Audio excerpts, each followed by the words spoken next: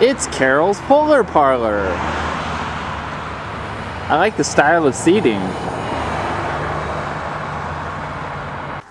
Hey, this is Will Buchanan. I'm walking all the way across the country to New Hampshire for more freedom on a project called the Walk for Liberty. Today is November 24th, 2008, day 200 of the Walk for Liberty. This is Genesee Street, quote-unquote Main Street. It's the Bubble Up Car Wash.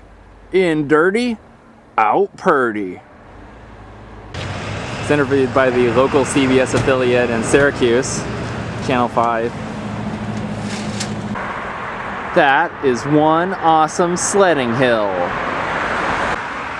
A few days ago, as I was nearing a school, I saw a sign that said something like, "This is a drug-free school zone."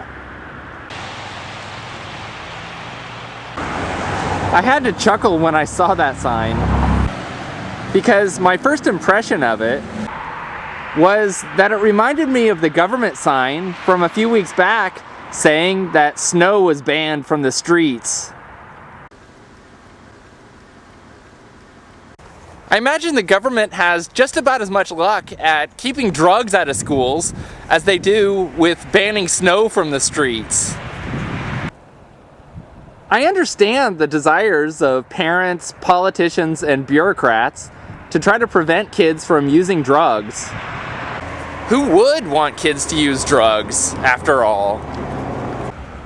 But if the government is not successful at keeping drugs out of such a controlled environment as prison, then how do they honestly expect that they could keep drugs out of schools? It's not as if they can just wave their hands and say, "Poof, the drugs are gone. This is now a drug-free school zone." But besides their apparent naivete in thinking that they can actually prevent drugs, they're dealing with the situation entirely the wrong way. The fact is that drugs do exist. And kids are curious and often want to experiment. Does it really make sense to throw a kid in jail and give him a permanent record just for smoking some pot? Or does it make much more sense to have the parent deal with the kid where the force of the state won't be brought upon him?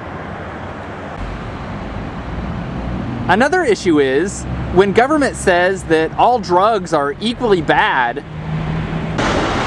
then many students may well believe that all drugs actually are the same. So then when they smoke some marijuana and realize that the government has been lying to them about it all along, they might think to themselves, "Wow, what other drugs has the government been lying to me about?" And then start to experiment with harder, more dangerous drugs. Despite the government propaganda that marijuana is a gateway drug, the real gateway drug is the drug war itself. Nobody wants kids to be on drugs. But there's no way that government can actually keep drugs out of schools. All it does with its brute force approach and throwing kids in jail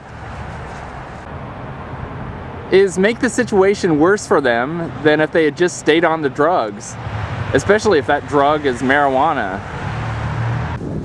Unless people in government really hate kids and want to ruin their lives,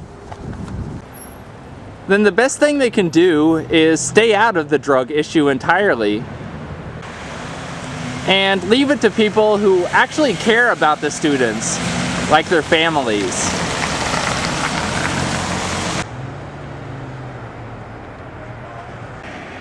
I walked 18.6 miles for Liberty today. Here are my GPS coordinates. If you appreciate what we're doing to spread the message of freedom on the Walk for Liberty, Please consider supporting our work by making a contribution at donate.walkforliberty.com. This is Will Buchanan, signing off.